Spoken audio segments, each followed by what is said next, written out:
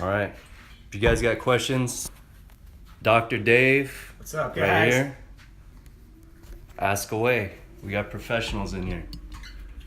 Hi from Colombia. Hello. How much doping? Do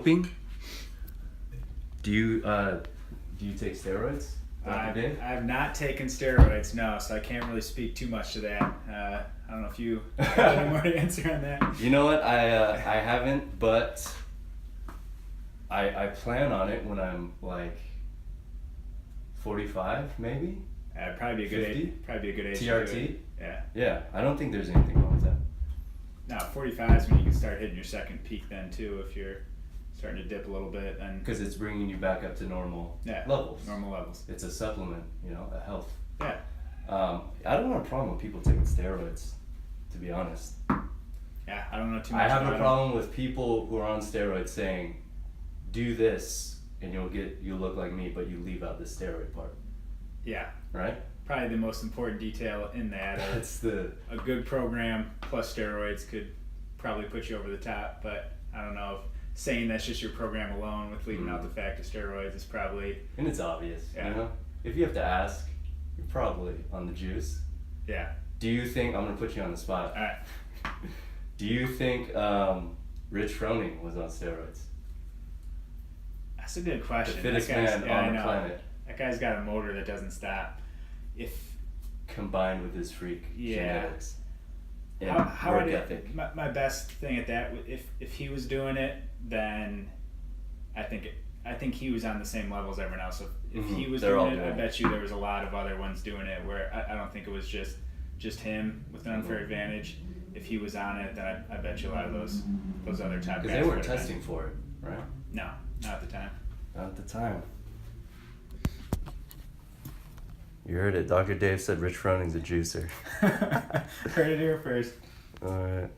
Did you give him some milk? I just got, my boy dropped off some raw goat's milk. Oh yeah? We got a gallon in the fridge if you want some. Did you drink it yet? No, I haven't. I just got I'm gonna drink some. Who's Dr. Dave? Sorry I missed that. Dr. Dave. You want to introduce yourself? I will introduce myself. If I get myself in the picture here. There's so many cameras. Yeah, we're trying to figure out the right angles here. Physical therapist, living in Encinitas area, so working over that way, and reached out to DJ probably a few weeks back, and just love the stuff he puts out. So we met up, we did some rock flipping, and I got experienced on that. But my background, I went to school in Wisconsin, got my undergraduate in exercise science, and then my doctor of physical therapy at Carroll University as well. Played some football there for 4 years. It was a small Division III private school, and did some strength conditioning work there as well. So sort of that blend has gotten me to the way I treat today, of sort of this hybrid therapy, strength conditioning, performance type role of trying to bridge the gap a little bit between therapy and then the strength training world as well. And his Instagram is Inside Out Physical Therapy. Inside Out Physical Therapy. I'll probably shoot it on the story after this. Jacobra says, do they test at the CrossFit Games? I don't know. Do you know? I don't know. I can't. I don't think so. I don't think they do yet, unless it's. I don't think you saw this knocking on anyone's door. Yeah. No. And I hope they don't test. Yeah. Because I want to just see those juiced up freaks in nature. Yeah. It's definitely more fun when. It's more fun when they're on steroids. If you just allow it and don't test it, then it's at least the athlete's choice. If they have something against taking steroids, then that's their advantage. But I think you almost level the playing field more by opening it. And some people disagree, but if you allow it for everyone, then it's open game on if you feel like you need that edge. And I don't know if you can speak more to it, but at least from what I learned, I don't know if steroids have necessarily the same the negative side effects that they get, the bad rap they get necessarily in terms of negative side effects if taken correctly. But yeah, I think that's the thing. A lot of people, I mean, you could tell when someone's on and off. I mean, everything goes down. I don't know how it goes with your hormones. They say if you long-term use not done right could just ruin your endogenous production of testosterone. I don't know if that rebalances, but I think that's a worst rap, right? Mm-hmm. Or heart problems. Well, who was it? Didn't John North have a heart attack at do you know John North? Not too familiar with him. Yeah, so the weightlifter, he had a heart attack at 27 when he started bodybuilding, juicing. It's a little young for a heart attack. But he also drinks 20 cups of coffee a day. Okay. So I think it might be the caffeine, actually. That's Yeah. a drug too. What's up, Dave? Yeah. Do they limit caffeine in the CrossFit Games? No coffee before? In Olympic sports they do, right? You can't have a certain amount. Yeah, you can't have in your urine. Let's see, do you like handball? Of course, Dr. Dave, you like handball. Oh yeah. What's your best tips to increase mobility? Just move in and out of in ranges a lot? That's What do you think? that's it. Well, you're coming from the FMS. Yeah, FMS background? and the SFMA is more the practitioner's version of that, so the selective functional movement assessment. So just speaking to that, the biggest thing is knowing if it's actually a mobility issue or if there's stability issues involved. So that's what the functional testing is trying to differentiate. A lot of times people think they have mobility issues and do a lot of mobility work for it, but either see really slow progress or don't see the progress that you should get with the time you're putting into your mobility work. So if you're putting a lot of time into mobility work and you're seeing this slow progress, you're like, I'm stretching this many times a day, I'm doing my banded mobilizations, my soft tissue work, and it's not improving, there's likely some kind of underlying strength and stability issue going on that's presenting itself as a mobility issue. So if you have really poor, so for example, if you have poor stability around your shoulder blade and your shoulder girdle, rotator cuff, and you're trying to lift overhead and you feel like I'm just tight in my shoulder, a lot of times some arm bars, some get up work, some overhead stability work is actually what's missing. So your body's preventing you from going into overhead positions because it knows you're not safe to stabilize load overhead, so it tightens everything up around it. I mean, that's the most mobile joint in your whole body, is the shoulder. So a lot of times it's core and breathing and core, breathing, hips are involved in that. So to roundabout way to answer your question, if it is a mobility issue, then want to know if it's joint related, if it's soft tissue related, or if it's actual muscle length, so actual tightness in the muscle. Usually try to address the joint first. That'll give you the most bang for your buck. If it is a mobility, so you want to clear the joint, then clean up some of the soft tissue, and then address muscle length. If it is an actual mobility issue, now, if it is a strength stability issue, then that mobility work isn't gonna take you as far, and you need more stability around the joint to improve range of motion, and you can do that without necessarily stretching at all. Yeah. I don't stretch at all. I'm not a big fan of static stretching by any means. Tips to increase. Well, is there now betting available on the games? Any picks for the winner this year? Asking for a friend. This guy's a bookie. He's trying to catch us. Yeah, I don't follow the CrossFit athletes at the games. Yeah, do you? I'm going to regionals for California, but I don't follow specific athletes necessarily. So I can't speak to that with any kind of confidence. Yeah, I would say pick the female with the most Icelandic last name. That's a good bet. Who comes from a strong lineage of Vikings, and they'll win. There has to be a daughter in the name, right? A daughter. If there is any other Fronings competing, that's probably a good bet. Dude, this kid's gonna be an animal. Hey, Strong Camps, loving your work. Thank you, brother. Zen Clothing. I better cut down from my coffee consumption. I don't know about that. Yeah, actually, it's been 7 weeks, 6-7 weeks. I've been off coffee. And? I think I'm gonna stick with it for now. I'll eventually go back because, coffee's so good. But my workouts have been better since I stopped. I've been sleeping a ton more. I've been taking naps. I kind of wanted to feel like, see how much that was masking my recovery that I needed. Mm-hmm. And it kind of exposed it. So I was like, oh, I need more sleep. I need to de-stress here. And then my workouts started getting better when I started adding all that recovery in. So I want to add in the coffee again with the recovery I need. I know I need. So it's been a good experiment for me. Coffee's so good though. I love coffee. I've got a trapezius pain when I run, bounce, etc. What could it be? Brand new pain from out of nowhere. Oh, that one's for the doc. Yeah, when you so common thing saying out of nowhere, definitely it's definitely not out of nowhere. This is something that's been going on most likely for repetitions, hundreds and thousands of repetitions. So this is usually due to a movement pattern that's been happening for a long time. And talking upper trap, that's a big postural thing. That's hiking up your running, which is a huge breathing thing. If you're relying a lot on these upper traps, tensing everything up, can probably trace something back to your core stability, breathing. But some things to look at: how's your mobility in the front of your chest? How's your thoracic spine mobility? How's your cervical, your neck range of motion to both sides? All those things. I want to make sure you have full range of motion there and can comfortably be in those positions to prevent that from happening. So upper traps are usually kicking in due to a compensation elsewhere.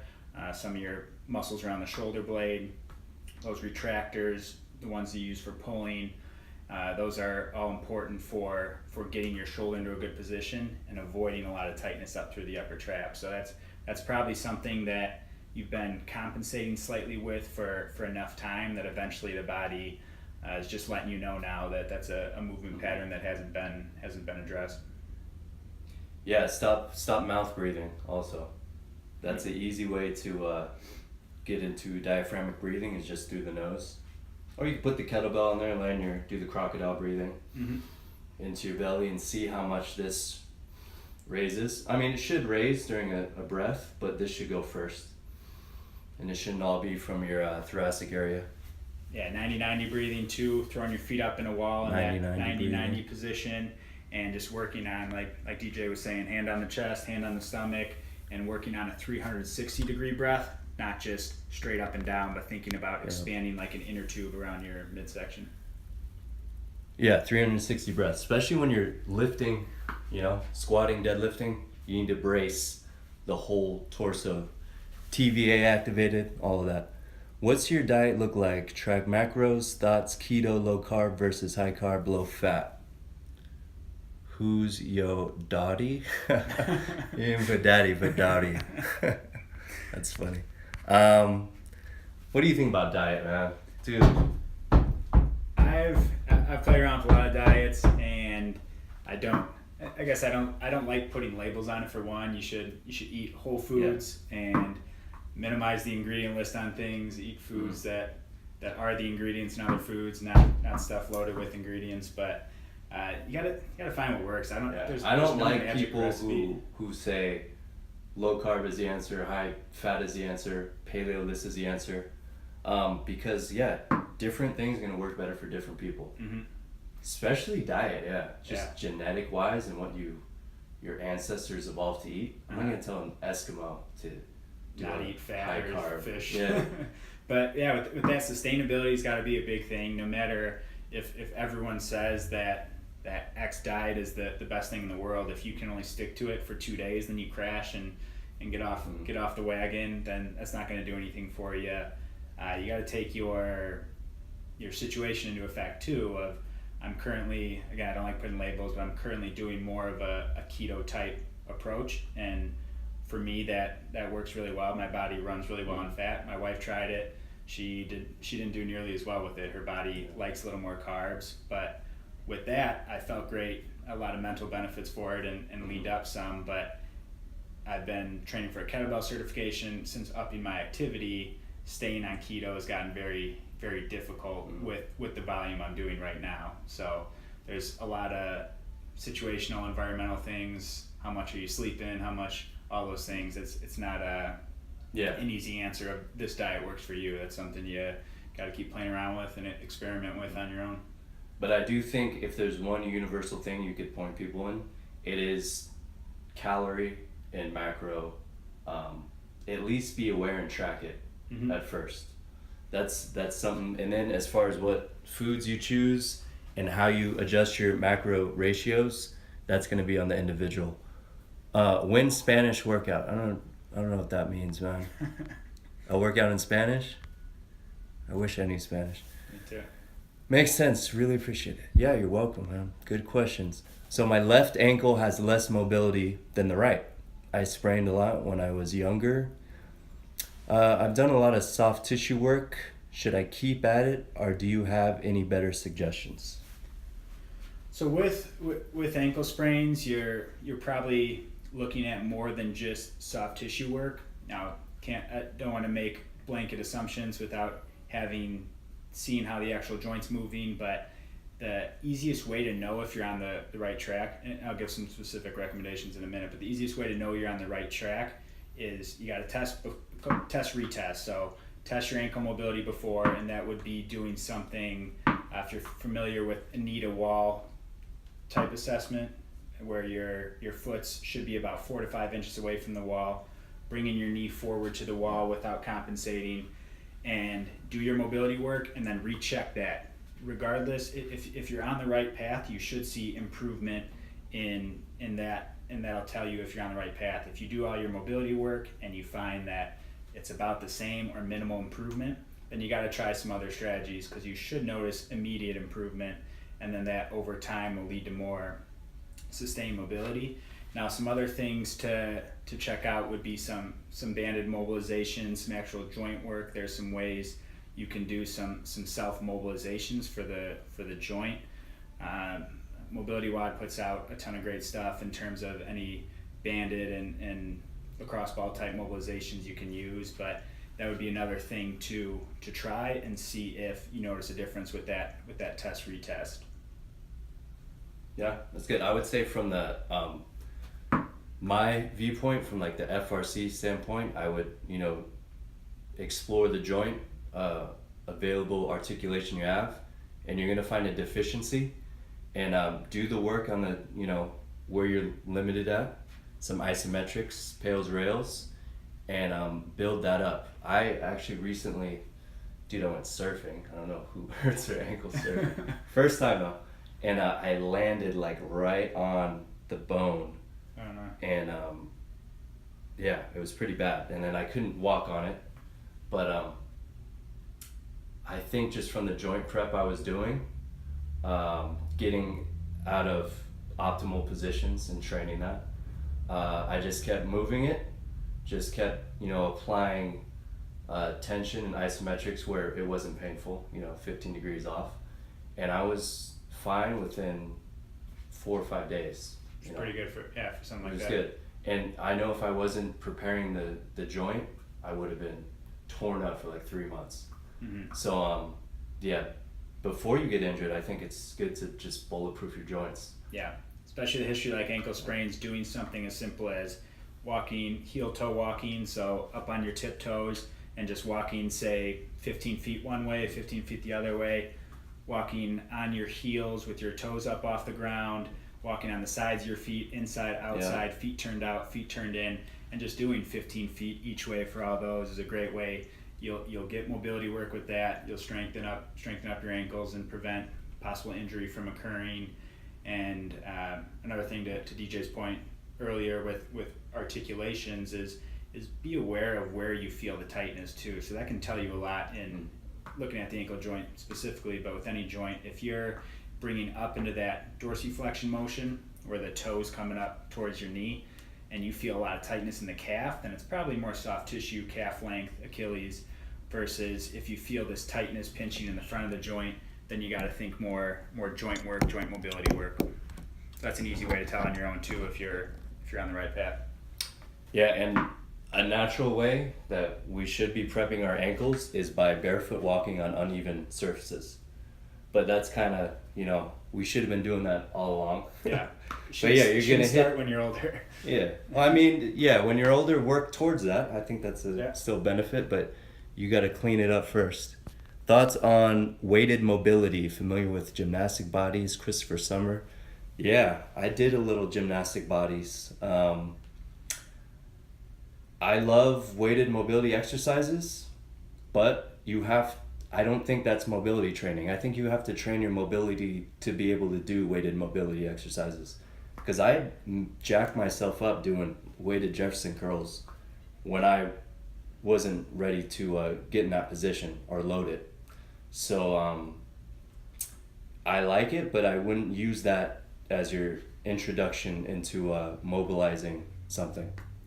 Yeah, I'd agree with that. I'm a big fan of loaded stretching, weighted mobility work in context. So like DJ was saying, if you can't actively get into those ranges, so if you're bending down and touch your toes and you don't have good mobility in your spine and good active mobility to pull yourself into those positions, then just adding a bar to that isn't necessarily gonna solve that. So there's a lot of mobility work. You want to make sure that you're actively able to pull yourself into these ranges and accomplish these ranges before you just start adding load to it because you're just tight. So there's definitely a time and place for it, but doing some more active mobility work, strengthening through those ranges with body weight before adding load, so that you can, because Christopher Sommers will also say that you want there's this, and with how strict their programs are, if you're doing their programs, it's very, very deliberate, very slow progressions through each movement. Through a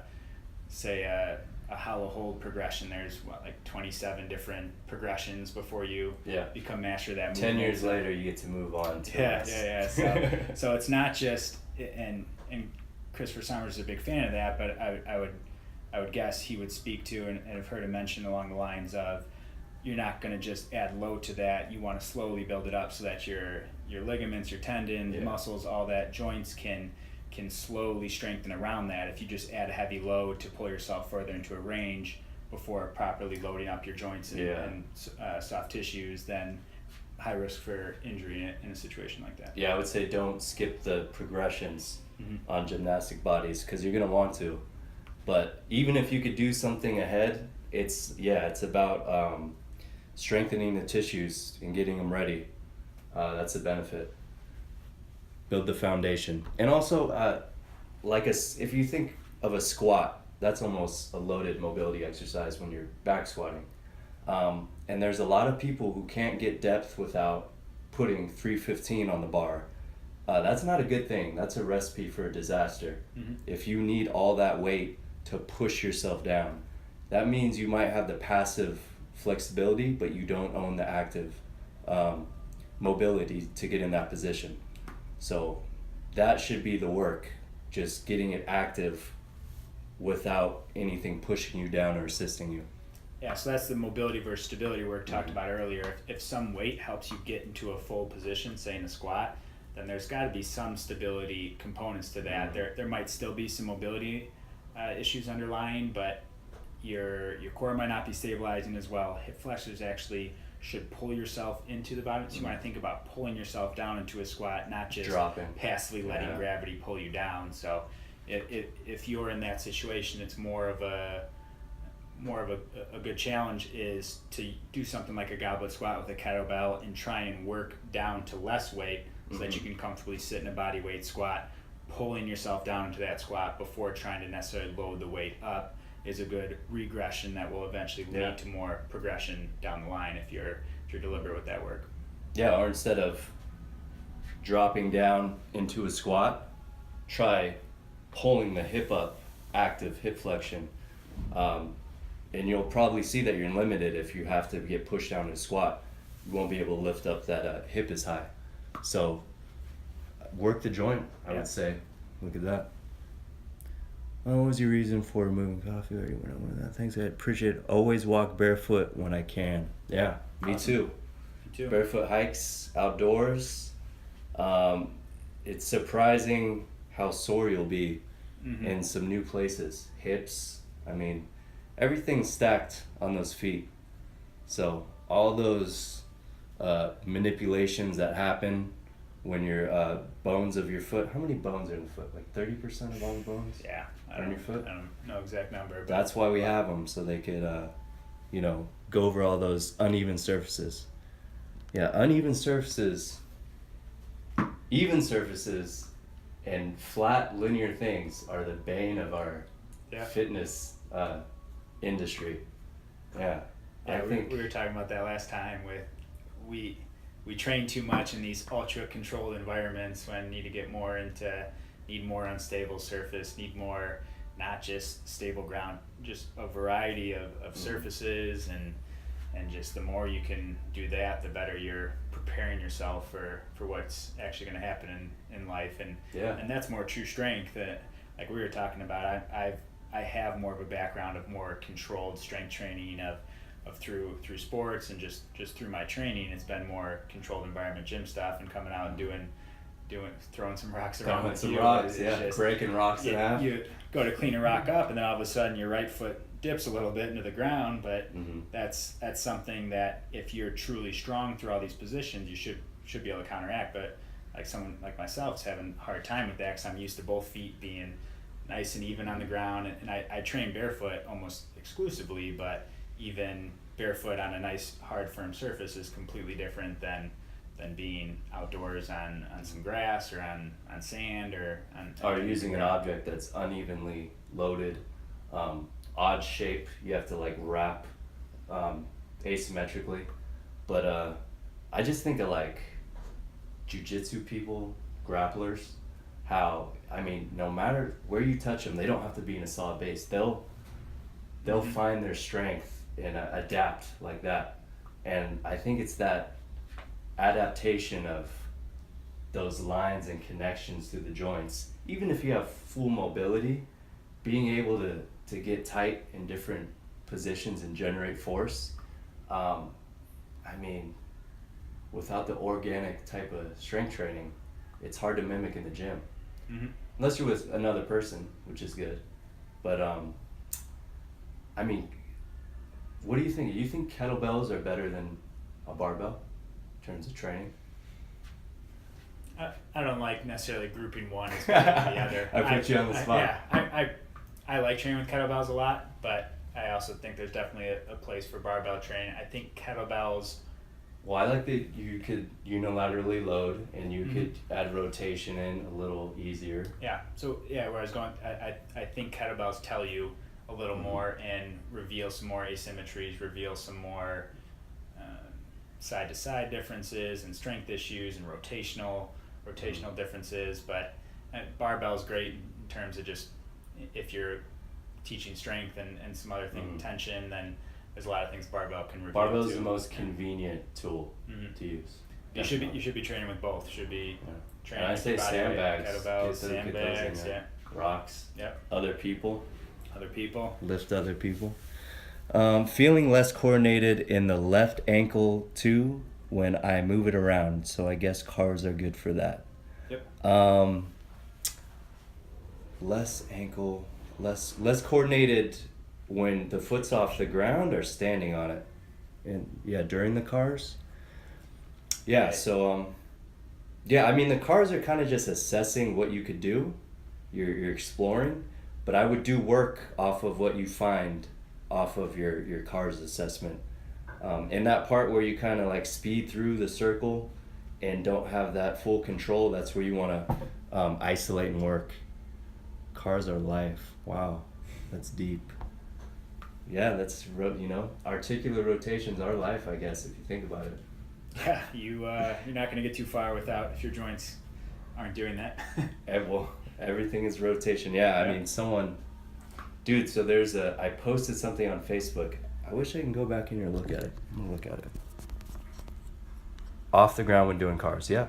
So, I guess if you're saying you're coordinated where you can't really get to a range or you can't slow it down, do your work right there. Oh, shout out to you for helping me my shoulder mobility after my injury. Oh yeah, Antoine, so he was it a grade 3 separation or dislocation? He had a pretty bad snowboarding injury and it was all black and blue. I don't think he could lift it to here. But yeah, just scapular cars with no pain. pretty wide glenohumeral cars right here, and then we worked to bigger ranges. Hales rails where he was hurt, yeah, he had a full range after about a week. So I'd say movement, when your doctor I know you're probably on board with this, but when they tell you to just rest it and immobilize it for, till you're cleared for physical therapy, do you think they should be doing some active work right away? Or is that depending on the yes, in severity most of the injury? cases. So there's going to be certain injuries where you aren't going to want to be moving the joint, but in general, say, like DJ progressed his client through is same thing. If you have an injury at the shoulder joint, the glenohumeral joint, which is the ball and socket part of your shoulder, you can still be doing some scapular coordinated movements. Again, in most cases, still doing some movement at the elbow, depending on the injury. But yeah, in most cases, there is always going to be some movement that you can likely do. It's just a matter of knowing the injury and doing it appropriate progression. So doing it, pain's a good guide. Stay away from pain. Yeah. If you're staying away from pain, you're most likely not going to be stressing too much, and don't want to make any blanket statements. But there's usually some type of movement you can do, and complete rest is something would almost always advise against. Yeah. What about ice? I never ice. prescribe ice. Yeah. Who was it? Dr. Theresa Larson is the Mobility RX. Movement RX, yeah. Movement RX, yeah. Yeah, I think she said "fuck rice" was her quote. She's smart, so I've listened to that. Listen to smart people. No ice. Yeah. Yeah. People ice. Never ice. People ice a lot. Not even for injuries, just something sore, they ice it. If anything, I would say heat and movement and maybe soft tissue. But yeah, ice and not resting. Even if you had a broken arm, broke the bone, and had a cast on, I would just say just squeezing your muscles, not even moving the joint, would be beneficial. Yeah, shoulder movements. If you broke your forearm, still some shoulder movements is helping with. So swelling's regulated by the lymphatic system, and the primary modes for lymphatic system Muscle is through contraction, muscle contraction. So if you're putting ice on it, you're actually inhibiting some of that contraction. You're stopping the healing process, and there might be some short-term improvements. And look, the swelling's down a little bit, and the pain's gone because it's numb. But pain might be the only good reason. Pain would be the only reason if you really needed to just numb the area because it's not tolerable. Then that would be a use for it. But the swelling's there for a reason too. Think about we didn't evolve to be where we are today, and swelling's we're not smarter than our bodies. Yeah, swelling's not saying, Dr. Dave? Swelling's not all of a sudden something like, hey, we're smarter than swelling. Let's get the swelling out of there. It's something that has a very good reason for why it's there. What's up, Joe? What up? Close the door on these guys that interrupt us. Yeah. Oh, what was I gonna say? Ice, rest. Yeah. Ice. Yeah, compression could sometimes be okay. They have those. What are those compressions?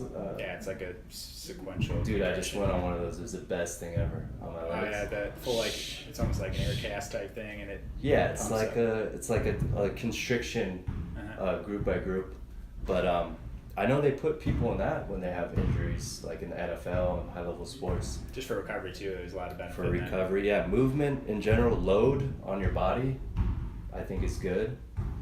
But not moving it. Where does this go? So you mentioned sandbags. Sandbag exercises do you prefer? Just some, I don't know, basic ones: squats, deadlifts, carries, presses. Clean press, squatting it. Clean press, just use as a pillow. Should get Keith in here. AC separation, grade 3, type 3. AF move. Yo, what's up, man? Andy. What's going on? Dick, How you doing, man? Say hi on the live. What? Say hi. Jump on the live. How you doing? Who are we talking to? I don't know. Just Whoever's asking questions. Right? people. Yeah, we're just answering questions. Cool. I'll leave you guys too. Cool. If you want to say something inappropriate. All right. Yeah. True. So, what else were we talking about? We had some points. We're lifting rocks. Oh yeah, just about. I mean, some part of the rocks itself, and we started getting this earlier, but just not just the physical components of it, but the organizational, the planning of there's such a mental component to that too, of challenging your mind in different ways.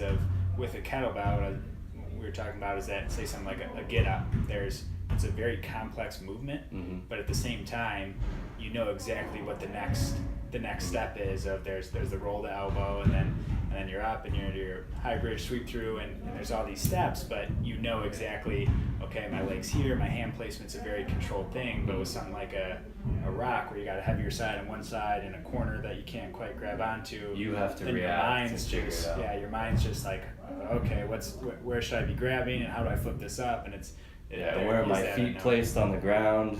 It's not even right here. I mean, I wish that's my goal, is to push all my training toward that route where it's more reacting and figuring it out and less of a planned movement. Just because, which I think is good, to isolate things, but then integrate it into, can I use this in a real situation where I have to react to something? We're talking about bear crawls and how it's just so hard for a lot of people to figure out, okay, I need to do this, and it's obvious to us. Yeah, contralateral crawling, engage this, set your shoulders. But they just don't know why they're doing it. It's not in a context that's useful or that they could see as useful. But if you put them in a tree limb, everything engages because of the fear factor, and you're in a situation where you have to do everything that you would be using cues for in the gym, but you don't have to say a word. They just do it. So, but we do it in the gym because it's safe.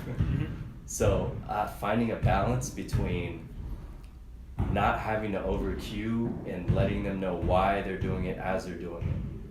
So the thing itself is the reason why you're doing it, and that's tricky to do in a gym situation. But I think play is one of the best ways. Getting outside, nature is complex. You can't really chisel it down and isolate it. So those two things I think will give you some reaction. Yeah, and something like crawling, if someone wants to know, you can name 100 reasons of you got wrist mobility and shoulder stability and scapular coordination and core strength and hip mobility, but or you could say, get under this pole. Yeah, and then that answers all of that of not rotate your elbows this way. And there's times and places for these cues. If that's the one cog that's limiting someone from, hey, if we clean this up, we're going to clean up the whole movement, then that's something you want to cue. But sometimes we get caught over cueing of like you said, it's like, drop your hips down a little bit, more arch, less arch, even arch, and it just gets too complicated. I do that sometimes. And I'm definitely guilty of it too. But just finding ways we should, like you're saying, crawling's good because we should be able to crawl. You might have to get under something, a tight space. Yep. What do you think about ice baths? Not for injury, just for health benefits, combined with breathing techniques. Yeah, that's the one exception in terms of there's neurological, hormone, nervous system benefits to something like cold submersion, but you're not doing ice bath for recovery after a difficult session. So you had a tough squat workout or WOD or something, you're not jumping in an ice bath sitting there for recovery purposes. But in terms of retraining your breath, absolutely there's a ton of benefits to that. But making sure, knowing your why behind why you're doing it. It sounds like with that question you know the why with that. Yeah, I actually do cold showers, just a lot less intense than an ice bath. But I don't do it for the health benefits.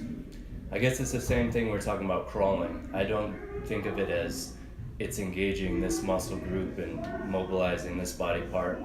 I do it because crawling's a human thing that we need to do. And a cold shower is cold. We're not evolved to be in perfect temperature all the time. Like it's hot. It gets hot in here. I don't know how hot it was, but it gets in like the 90s, 100s at this gym, and people are starting to complain. But I want to go without the fan as long as possible because it's hot. It's supposed to be hot.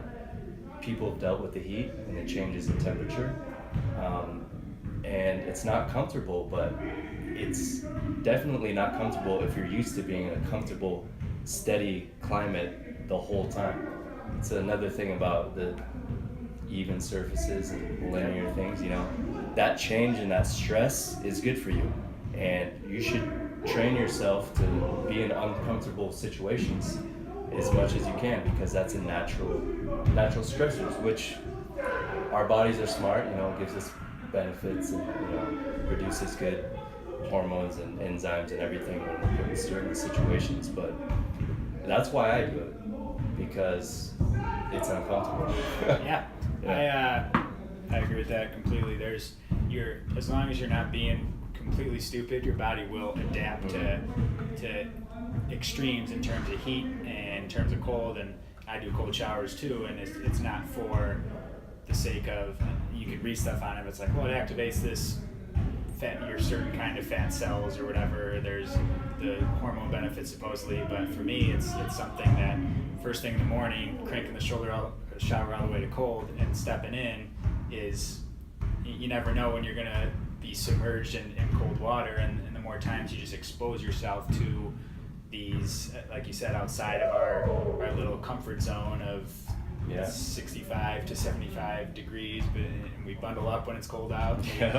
We turn fans and AC on when it's hot out, but just the more you expose yourself to, not thinking about in terms of, well, what specific benefit am I getting, but hey, I want to be able to be ready when anything might happen, and there's a mental component to it too, of challenging yourself, and there's other growth that comes with something like that. So and I mean, we had all these technological things that for convenience, maybe a couple 100 years, you know, I mean, I'm sure they're taking hot baths and warming up water for the rich people, but people have been getting cold water, you know, cold rain, you know, all these years, and we just now are just stuck in this one climate.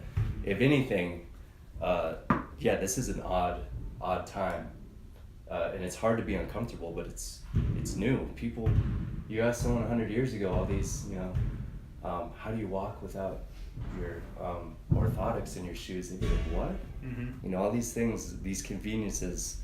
First cars didn't have seat warmers and heated steering wheels, and now you don't have to look behind your neck when you're backing up. They have that rear view camera in there. Blind spot monitors, all that. Yeah, it's outsourcing movement and things and stresses that we evolved with. Mm-hmm.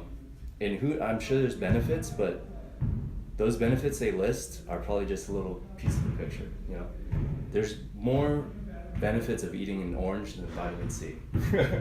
Because we can't look at every single nutrient and everything in the combinations and how it interacts with us. Just knowing that it's something we did, you know, and evolved with, is enough for me.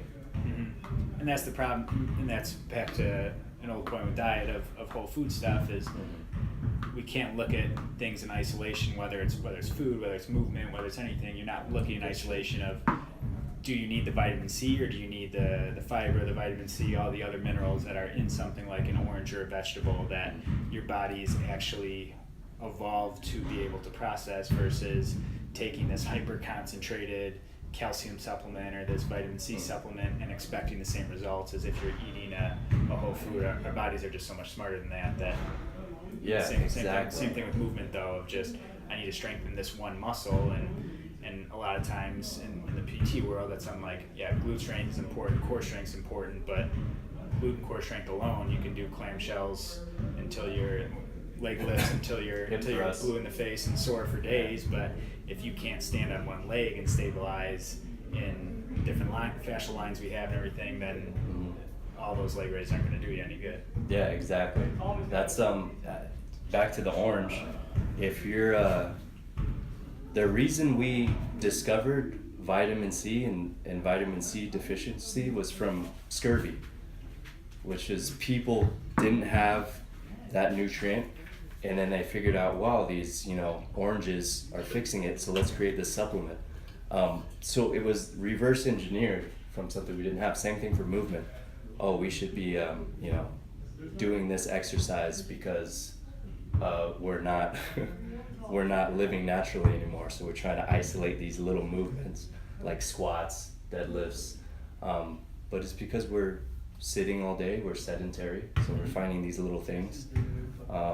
It's the same as a supplement. That's what exercising is supplementation of movement.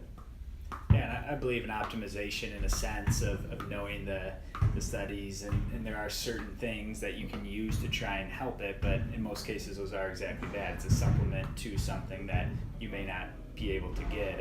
Everyone in the Midwest in the winter, for the most part, should be supplemented with vitamin D, but that doesn't mean you're exempt from going out and getting sunlight whenever you can. There are things that you can do to try and help in the short term, but you can't start breaking things down just trying to hack your way through life. That's not gonna hacks, no limit hacks. Some people are all about the hack, but bunch of hacks. Yeah, you throw a hack in the title of something, and that's a good idea. I'm gonna do that. I'm gonna do a hack. All right. Okay. What can help for knee mobility and getting it ready to do movements? Knee mobility. Can you? I wouldn't. Need some context on that. Yeah. I wouldn't actually try to increase your knee mobility as much as the hips. Your knees are probably doing too much for other body parts. Yeah, we need to know a little more from you on why you're trying to improve knee mobility. If there was something like a past injury or something where you're actually missing some flexion or extension range of motion, then you can get some benefit from it. But in most cases, aside from injury, knees commonly not something that needs more mobility, like DJ was saying. Hip and ankle, so there's alternating. We're made up of alternating mobile and stable segments. You want a stable foot, mobile ankle, stable knee, mobile hip, stable low back, all the way up the chain. And you don't want to be mobilizing spots that are meant to be stable, and then when you have tightness in spots that are meant to be mobile, then that kind of messes up the whole system. So yeah, the knee's a hinge joint. That's the primary thing you should be doing. If it's doing other things to compensate for your hips or ankles, then you need to work on those. But good rule of thumb is just make sure everything works nice. And then that's a blanket statement we could say, regardless. Yeah. Now, if you had a past surgery or something, there might be instances when you would need to actually regain some range of motion, but in most cases, the knee doesn't need mobilizing. And if you have knee pain, it probably especially doesn't need mobilizing. He says he has stiffness in the back of his knee. During what? When do you feel stiffness? In what motions? In what motion? Yeah. Can you get the knee all the way straight? Can you sit down butt to heels in a catcher squat or in a kneeling position? Would be two easy tests to see if you need mobility work. Can you do a pistol squat with 135 pounds on your back? Overhead. Talking about uncomfortable, do you think people are too comfortable now? Like mentally, should we seek up uncomfortable situations more because we aren't exposed to them as much in modern times? Yes. Within reason and maybe progressively, just like any other training, you don't want to isolate yourself in the woods with just a knife for during the winter. Say, hey, mental toughness, here I go. Yeah, use it like training, progressive. Yeah. Add a little more, and also go the opposite way. Recover and treat yourself. Take a warm, nice bath. Sometimes it's not about how horrible you could be to yourself, even though that's kind of my path. It's just see how much uncomfortability I could take. Yeah, I'd agree with that. But yeah, do it within reason, and for me, it's just so I could, like I said, I don't really do it for the health benefits. I do it so I could appreciate kind of the times we live in. I drink warm tap water every day. When I go to a restaurant and have ice cold water when I'm thirsty, it's the best thing in the world. I don't take it for granted. If I go somewhere and take a hot shower, it's amazing. It's a luxury. I kind of think like, how would other people who aren't lucky enough to have been exposed to what we have feel, and I want to have that appreciation. So that's another end of it. It's hunger is the best spice in life, so. And it's not that you can't enjoy these things have a purpose, and not saying that don't use your car, but if you live a mile from the grocery store, every once in a while walk to the grocery store, buy your groceries, and carry them home, and see you'll appreciate your car next time more when you get to use it. It's not an all or nothing thing of, I'm going to stop being comfortable in all areas of my life, but working yourself outside of those comfort zones in some instances every once in a while can definitely have some mental benefits to it. And give you perspective, and and like you said, it gets some movement in your life that's not being outsourced by convenience. Walking to the store to get some groceries and carrying those groceries back, I'd say beats walking on the treadmill while watching the Kardashians. Yeah. Unless it's a good episode, I'd say beats cardio training on the treadmill too, or sitting on a recumbent bike and. Let's see. Just getting ready to do squats. Get it. How do you work to strengthen old injuries from sports like meniscus? Next question. How do you work to strengthen old injuries from sports like meniscus? I would go with stop putting strain on your meniscus by moving better. Yeah, you're going to want to know. So if it's something you haven't already gotten assessed, knowing why the meniscus injury was there. Was it? And there are times where it's there's contact sports, accidents happen of actually you get just too much force from someone lands on your knee funny, you twist it, and it tears. But a lot of times there's a lot of non-contact injuries nowadays. There's a lot of things that can be prevented and improved upon if you're doing a full functional assessment and you see that you have some ankle tightness on that side, some hip weakness, hip tightness. All these things can contribute to an eventual meniscus injury. And say you hurt your meniscus, you let it rest, you do all the regular strengthening stuff, just because it's no longer in pain doesn't mean that you're not still at a high risk for injury. And the highest studies, the highest risk of injury is a previous injury, which sounds like a simple statement, but if you've hurt yourself, you are at the highest risk automatically to hurt yourself again. And just like a marriage or kids. Just like marriage and kids. If a girl has a kid, she's likely to have another kid. Yep. I actually have a frayed meniscus, completely torn PCL, strained ACL. I just jacked up this whole knee on the left side, and it was from training improperly. And then I started training properly and moving better instead of moving harder or moving more or thinking about competing during a workout. So I'm not sure how you injured yours, but just moving better. And like you said, pain's a great indicator if you're moving in the right direction. So, ego out of the way, just work with someone to make sure all your joints are functioning properly and your movement pattern is on point, and that's what I would say. Yeah, one little follow-up to that. Pain's a great indicator. If your pain is a lagging indicator though, so if you're in pain, it's something that's been going on likely for some time. Of pain is not, if you do one bad rep of a squat and your knees come too far forward and your heels lift up and you collapse in, you're not going to instantly, unless you actually injure tissue, your body's not going to be like, oh wow, that hurt a lot. A lot of times you'll be like, it's like a threshold indicator. Like you could have been doing something this way for 5-10 years, and now the pain it's just starting because hurting. There's damage. Yeah. And then it's troubleshooting. It's like, well, what did I do differently this week in my training? And that's not telling at all the whole picture of the story. So pain is a great, if you're in pain, that is a very good indicator that you're doing something incorrectly, but just being out of pain also doesn't mean that you're at a low risk for injury or that nothing will happen, because pain, you could be doing something wrong for years and years and years and not be in any pain, but just making sure that you're paying attention to technique and addressing your, like we talked about, full mobility at the joints that need mobility, building strength in these controlled ranges, and all those things are gonna help then with injury prevention and just being more resilient human beings like we should be.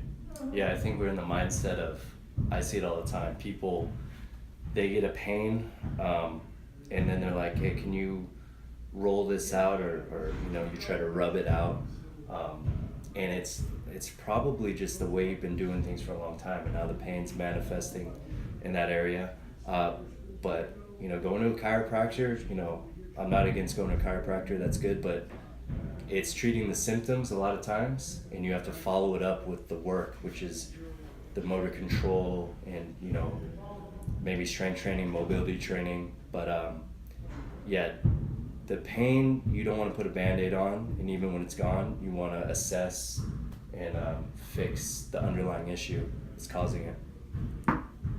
Yeah, don't chase pain. If you go around just trying to dig a lacrosse ball into every area that hurts, once you start chasing pain, you're getting into a fight that you're probably not going to win. The problem is usually an area that's not painful and away from the source of pain, and by identifying that, and there's plenty of ways to self-identify that. If you look at some things online, there's ways to kind of guide you through that. But sometimes if you've been in pain for a while, seeing a practitioner that can get to the underlying source of that pain and not just give you some temporary relief, because the relief's nice if you can't get through your day. If it's that bad of pain, then by all means, you can, in those cases, if you really need to put some ice on it just to make it through the day. Those are extremes, though. In most cases, the pain, if it's tolerable and you can get through the day, it's more important to get to the underlying cause than just to chase the pain away for a short time, and then when you add an old activity back in, it comes back, and it's just not a fun cycle to be in. Yeah, like what you said, it's usually not the area that's painful is usually not the source of the problem. A lot of times, like we were talking about knees or maybe an elbow, it's taking the stress and doing the job for a neighbor, the joint, the shoulder joint maybe. Just trying to do soft tissue work around the elbow, maybe you should concentrate and check out the neighboring areas to see if it's lacking in a range, especially during your exercise, maybe assess from there. Yeah, and an elbow can be traced all the way to core and hip, to your and big toe, even the ankle and your big toe and your breathing. But don't feel too much pressure on yourself either to try and think that deep into it. It's a good starting point if you feel tightness in your elbow and you go, hey, let me check my wrist, let me check my shoulder. That's a great starting point for the average population of people out there that don't have the same background. That's going to clear up a lot of things. Now, if that's not clearing it up, then you either need to keep tracing it down or find someone that can find that underlying piece. But starting with just joint above and joint below an area of problem is going to be a huge upgrade to what most people are doing. Yeah. Move everything. Make sure everything works nice. Yeah. Often. Make sure everything works nice. That's what Dr. Andrea Spina says. It could be linked to anywhere in your body. If you just make sure your mobility practices, making sure all the joints head to toe are healthy, could help the problem. I tend to think a good area to concentrate on is around your midsection core. Someone said you could tie everything back to that, but not always. I mean, you can do something to your ankle, and then that will compensate, that stack, that alignment. I think that's a big thing. I don't know if you're gonna do the PRI. Looking into it, yeah. If you do that, you gotta work with me. Yeah. Give me some balloons to blow on. Yeah. That breathing work.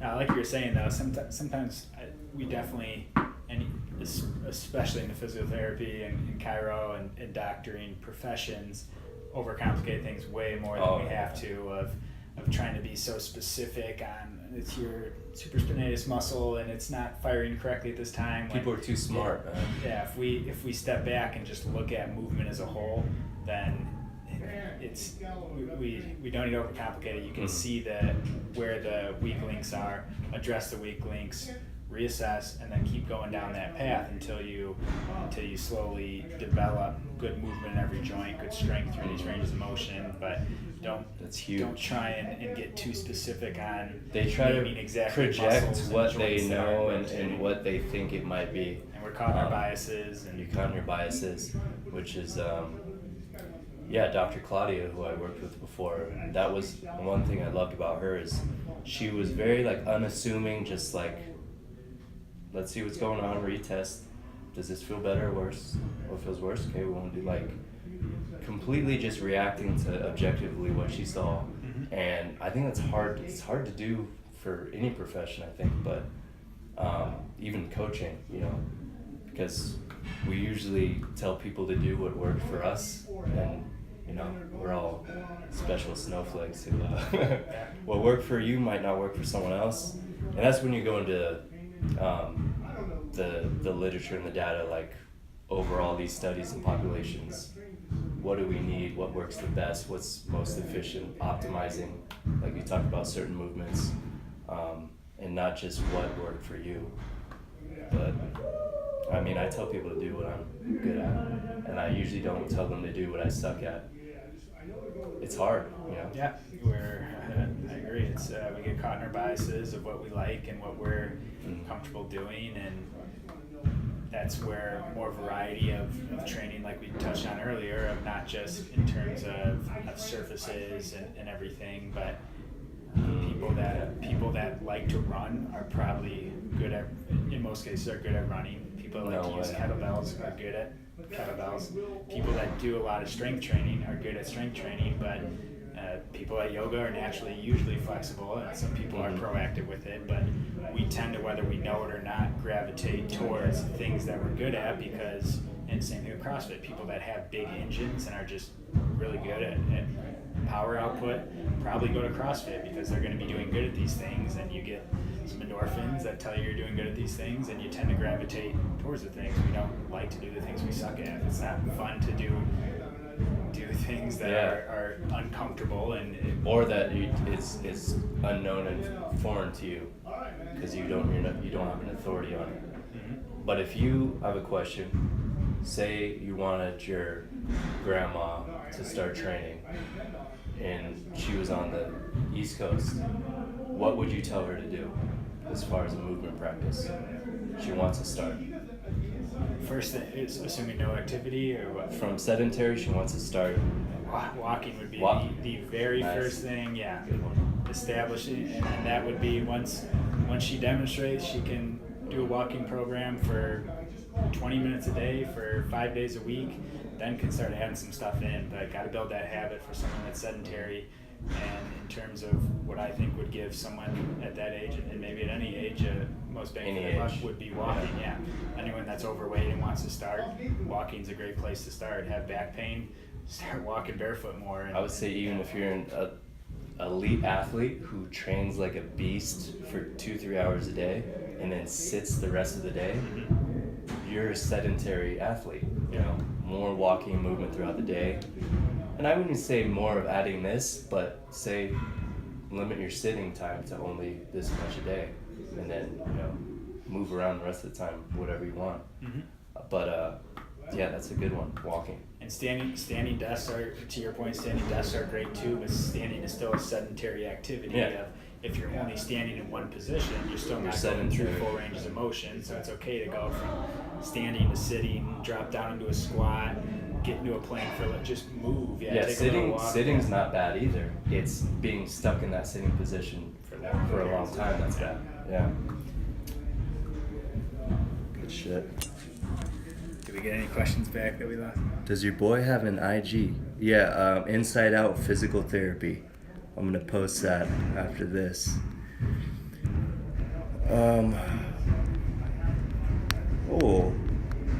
Feeling pinching in my SI when squatting, which resulted in a hamstring injury.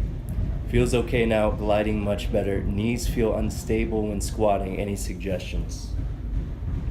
I mean, that just based on that just screams some hip and core stability in terms of that can translate down into the knees. Definitely, if your knees feel unstable, your hips, it's probably because your hips aren't stabilizing, and then the knees are asked to do more, and you're getting more movement from them, which is leading to that feeling of instability. But a lot of time now, SI joint pain can be due to actual tightness in the joint, but a lot of times it becomes excessively mobile to try to create stability for something else that's not creating stability. So looking at core, breathing, hip strength would be a great place to start. Just what you mentioned too with a hamstring injury that happened as a result of it is that's screaming poor hip stability, poor core stability. So you're compensating into some kind of tilt that's usually anterior tilt that's causing the hamstrings to work overtime. So I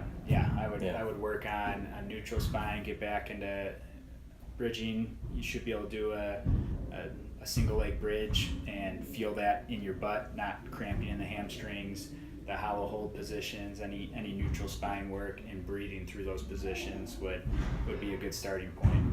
Yeah, I would say just look at, instead of just trying to fix your squat by squatting more and trying to just fix the form as you're going, look at the joints involved and clean those up and make sure you own those first, and then own the position without the bar, even on the ground, even like dead bug type of stuff, or stuff crawling. And then then going into, because a barbell squat is a complex movement. And maybe just do some goblet squats or sandbag squats first and then go back, because that's going to engage the core automatically. It's easy to compensate and cheat on a barbell deadlift, so maybe progress to that over time. I'm not sure what your training looks like, but get unilateral, absolutely. Lunges, lateral lunges, huge. rotational stuff, any of that, and anti-rotational, heavy carries, unilateral loaded carries. Yeah. So all those things would be good starting or continuing points based on where you're at, but hopefully those give you a couple things to at least get started with. Obviously no assessment on that, but at least in terms of speaking in general, those are things that most people are going to benefit from. I like that. Killing that answer. Do you ever go running or prefer other types of conditioning? Conditioning. We're talking about cardio? I'm guessing that's cardio. I don't do traditional steady state cardio. I like to walk. I'm moving all day pretty much. But I think if you had to choose something as far as cardiovascular, you want to elevate your heart rate, get in a cardio state, I would do something you enjoy doing, like play or a certain activity that makes you happy. It doesn't have to just be sitting on the bike or running on the treadmill or even running outside. If you'd rather walk outside or play outside or do anything that gets you breathing hard and sweaty, that's a good idea. I could think of some things that are more fun than running to get you breathing hard and sweating. A few things that will help you in a lot of ways. But and I think something you enjoy is huge, and it's okay though. I definitely think we need to play more. We need to just candidly move more. But if you really enjoy working out, there's other ways aside from steady state cardio that you can do it with. Pick up a heavy kettlebell and swing it on the minute every minute for circuits, X amount of time. complexes. Yeah. I'm a big believer in sprint work over steady state cardio, of sprinting and more walking for rest. But that's another thing we don't do enough is sprint and get into these end range heart rate zones and cardio zones enough. And but if you enjoy steady state running, then and running for distances, that's a great activity too. There's nothing against. No activity is good or bad. It's all context, and there's a lot of other things that go with that. Yeah, good answer. Good question. Can you re-show the modified pigeon I don't quite get the leg positioning. Did I show that before? Did I show that? Can you re-show the modified pigeon? I'm not sure what you're referring to when I showed that. Is it a video I put up? Does your boy have an IG? Yeah, we already got you. Cairo Strength. What's up, fellas? Keep up the good work. Yo, Scott, Cairo. what's up, man? Yeah, is that your boy? Oh, you know Cairo? Yeah, Cairo's a man. Yeah.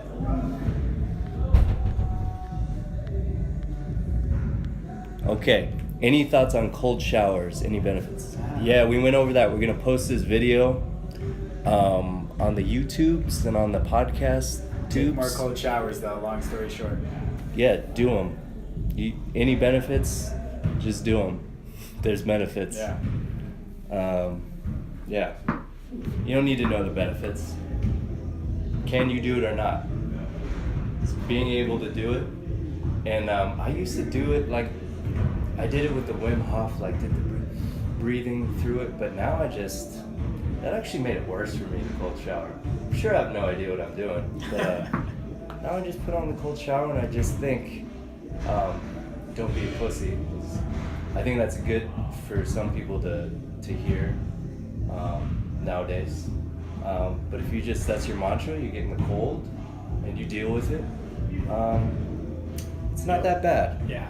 You'll know you're getting somewhere when you don't have to ease into it. All the way cold, you step in, and when you can just be thinking about whatever you want to think about while you're in there, you're not worrying so much about the water. Not in the sense of trying to distract yourself, but you just in that state of calm of what you would normally be thinking about if you were standing there. It's probably you're doing pretty well with it.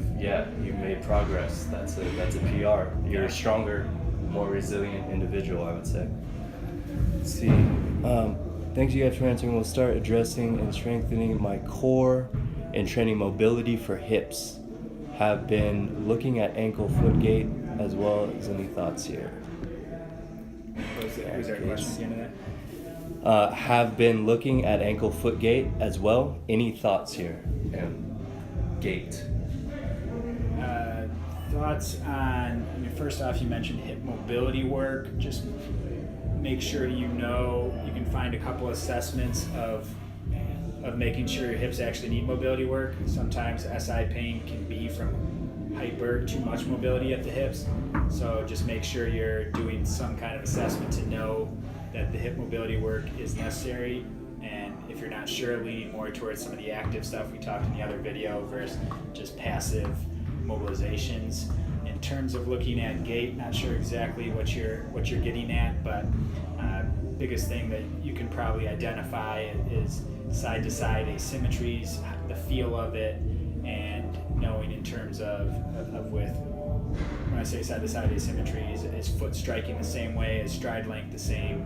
Those things can tell you. Balance on one foot. Yeah, it's going to tell you probably more than balancing on one leg, and feeling what your hips do when you lift on one leg. Shouldn't see this big hike in the hips to try and hold you up. You should be able to keep a pretty even hip hike with something like that. Those are all good ways that'll give you some good information without having to do too much. May I ask about painless sounds like crack at the shoulder joint, mostly at pushing moves? Should someone worry? I would say no. When you hear a crack in a joint, it's probably just gas being released from the joint.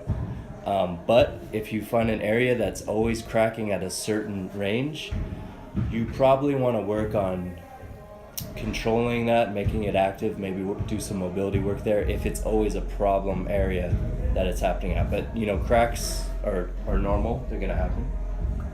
Cracks are going to happen. I wouldn't say it's anything to worry about, but I wouldn't say it's necessarily on the other end either of, absolutely no worry. If you're getting a crack every time through a specific motion, like you said, that's probably some kind of imbalance or something that's not happening from either a stability or mobility standpoint that could be addressed. Things to look at, is it happening only under load, or is it happening only when you're not under load? Can tell you different things on if it is a potential stability or mobility issue, and there's different ways to So say you're pressing and you get a cracking in your shoulder, sometimes even fixing core position, getting a good brace at your core, then you don't get all this extra work and imbalance into the shoulder, and sometimes that clears it up. So just things that you can start to be aware of that the cracking isn't necessarily going to be a problem, but things that also it's not something that you should just ignore either. If there's something you do that helps it, then that's going to clue you in a lot on what you can do to try and help that. Yeah, if you do something and there is no cracking, then that cracking didn't need to be there in the first place. Let's see. I trained 5 times a week. Hamstring was a slight tear of the left bicep femoris. That sucks, dude. Hope that's feeling better, man. Do you do your own sandbags? Do you use like army laundry bags or something else? I use Strong Fit bags. You can go to strongfit.com and get them. I wish I had a code I could give you to enter so I can get a cut. Look us up, Julian. Dude, are you gonna go to the Strong Fit somewhere? The one in June. Yeah. Are you down for Coaches Week? Yeah. I don't know if I can do the whole week though. Yeah, well that's a big chunk of change. That weekend one's doable though. The 4 days. That's probably where you get most of the value though, isn't that, Coaches? Yeah, that's what I hear from what I heard. Most people who took the seminar, they end up going back to Coaches Week. Not ruling it out, but if you're down, I want to do it too. So we'll do it. Take out a loan or something. Taking donations now. Yeah, donations. Because we will steal all the information and put it back we will on throw Instagram. Back up and we will dissect the course. Yeah, we'll get a Kickstarter or something. What is it? Whatever, yeah. It's got to be a website out there. Fun. App for it or something. Let's see. Thank you a lot for your information. We'll pass your IG to people who will benefit from what you have looked at. Gait, for what you mentioned, a minor hip hike. Appreciate the A2A, I don't know what that is. Yeah, you're welcome, man. Worked on just trying to transfer your weight to one hip without leaning your torso as much. Kind of just push yourself off when you do that. Single leg balancing too. Any tips for scapula upward rotation? My left one is stuck in downward rotation and wings out quite badly. Makes overhead exercise impossible as my hand goes numb. Scapular upward rotation. My left one is stuck in downward rotation and wings out badly. You're gonna get a good answer from Dr. Dave. I would just say, be able to move that shit. You know, if a lot of people can do a lot of great things, but when you put them in push-up position and go through full scapular rotation under control, and you know, you're not going to be able to do overhead position, I can tell you, but doing it just without, you know, using all your other joints, just disassociating and being able to take your scapula through full range of motion, and then maybe adding load, and then maybe trying it at different positions. I would say work on that first.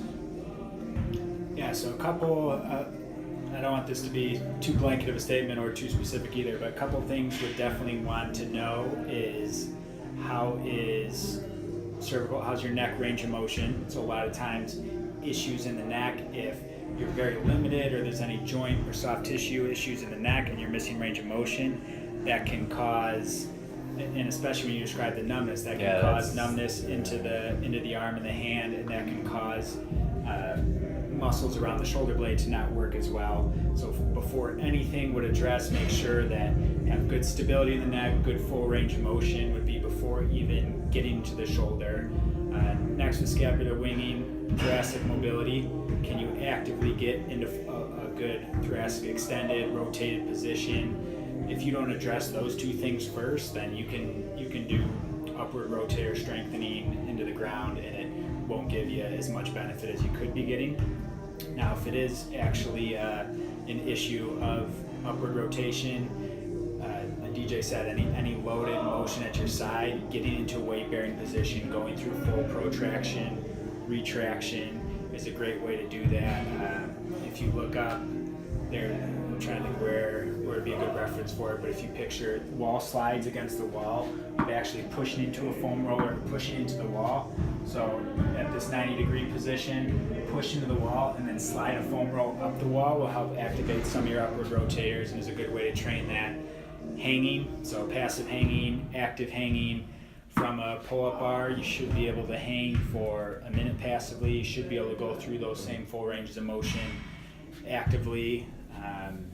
Arm bars are a great way to strengthen the overhead position without necessarily fully having to get an overhead position. Those would be a couple, more than a couple places to start, but clean up the neck, thoracic spine, and that's going to have to be addressed first before chasing what the symptoms are of the winging scapula. Move everything. Move everything often. Really? Thanks, guys. By the way, you don't want to know what means in Greek. Oh, the shirt. Asked to answer. Are they Strong Fit shipping overseas? Yeah, I think they ship overseas. He does a lot overseas. So Yeah, he's always overseas. So, yeah. Thank you guys. Neck rotation to the right is limited. We'll work on that. Then see where I'm at in a couple weeks. Let us know. Yeah. Yep. I got Let some me neck know. stability exercises too over on my page. Yeah, go to Inside Out Physical Therapy. Let them know how it goes. Check out the, you have some neck mobilizations on there. Okay, yeah, let us know how it goes. Okay. All right. Yeah, there's a lot of questions we answered. Yeah. Yeah, so we're going to post this up as a podcast, as a video podcast. So go on there, like it, share it. If we get a good reception, then we'll keep doing it. But I think it went well. Yeah. Yeah? We killed some of those answers, Yeah. though. Not Some gonna lie. people are some answers we killed, and if we didn't kill other ones, we'll get it next time. We're gonna kill so many answers Yeah, in the future. we're killing most of the answers. So. Yeah. Thanks All for right. having me, DJ. Yeah, thanks for coming out, guys. Appreciate meeting you guys, answering some of the questions. So once again, people can find you. Inside Out Physical Therapy is for Facebook, for Instagram, and insideoutphysicaltherapy.co for website. Okay. And me, Strong Camps, at Strong Camps on Instagram. And that's pretty much it. Facebook, I hate going on Facebook. It's too much. My Facebook page, not much is happening. I don't really go on there. But I will answer any questions on there. Hey, if it possible, what's up? Yeah. So we'll see you guys next time.